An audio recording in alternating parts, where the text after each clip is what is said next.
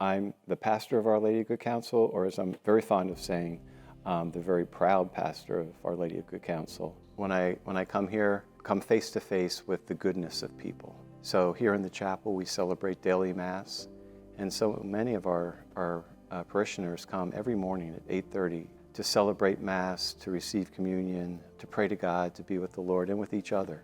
And then I see it also in so many little ways. We have these monthly outreach programs that we do, and so many people get involved, just raise funds or collect goods for the poor people right here in Vienna. Very proud of our community in the outreach to realize that is the case, and that we need to be part of helping to make a good solution for that. I have been here for the past 23 years. I've been connected in every, I think, way possible. I love being a parishioner. I love the oblates.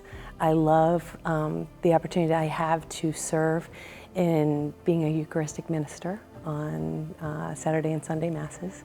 The role now that I have as being principal, I think I'm able to talk to parents and literally say, I was in your seat. I know exactly what you're feeling, what you're going through, and we're going to get through this together. It's my second family that I can rely on to help me in my spiritual needs, to help me in my emotional needs, help get us to that next stage of being closer to Christ. I've started off being active as just watering plants, which, yes, I am working in God's garden and more serving oriented. I availed myself to those different opportunities. Serving people is what really motivates me. And if I could make life a little better for someone who is suffering, even for just a moment, it's community, it's family, it's home. Who would not want to come home and be part of parishioners, part of the staff, and part of our oblates who make OLGC what it is?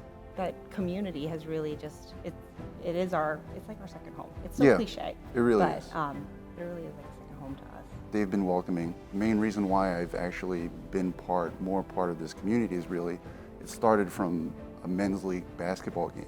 And the guy who runs Fish Fry, he's basically says, hey, why don't you come out for this? Or why don't you come out for that?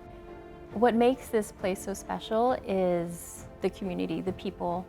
I think even those who attend even just one event will tell you just how amazing this place is and how it just keeps us coming back. Everybody's so welcoming, and I feel like there's something for everybody here. So when I think about this community, I think about after Mass. I think about all the conversations you have with all the people that you've known for generations. Their kids are doing, how their grandkids are doing, and just thinking about that in the future. How can we perpetuate this? How can we keep the OLGC community as vibrant and strong as it is today? The various angles in which I value this community. Firstly, is our first priority is we wanted to focus on the education of our children, and we chose this school because of its reputation. Then there's the social aspect of it. Being a part of the OLGC community is more than just being a parishioner. We've met lifelong friends here, and I expect to be with friends for them for the rest of my life.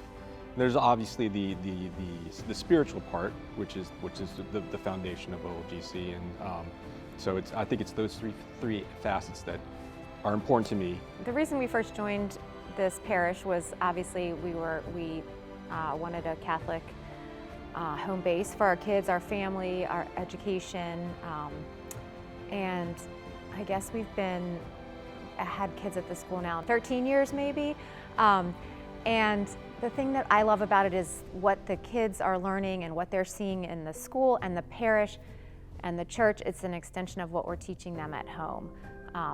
They're taught to live like Jesus lived, respect human life, respect others, treat everyone with kindness, charity, be a giving person. All these things that we're teaching at home, the school is reinforcing, the church is reinforcing, the entire community is reinforcing.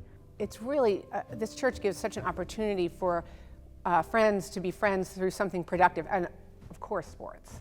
We do all the sports together as much as we can, not just us, but like all of the other families that we're friends with. We're all together, whether it's track or basketball or whatever we do. The idea that God is, there's not only one way in, it's not just the front door. St. Francis de Sales talks about a large house with many windows and many doors. And I feel like the faith that I was taught here is one that walks with me through every phase of life, in every up, every down, hill, valley, giant, set it on cruise control and go. God's my co-pilot. You could hit a traffic jam, doesn't matter. But that's the same faith that I try to teach. This community is supportive, this community is nurturing, and it is life-giving in my faith. One of my descriptions of OLGC to our members, our parishioners, is that we are a church on a hill on top of Wolf Trap Road in Vienna, Virginia, so we cannot be hidden.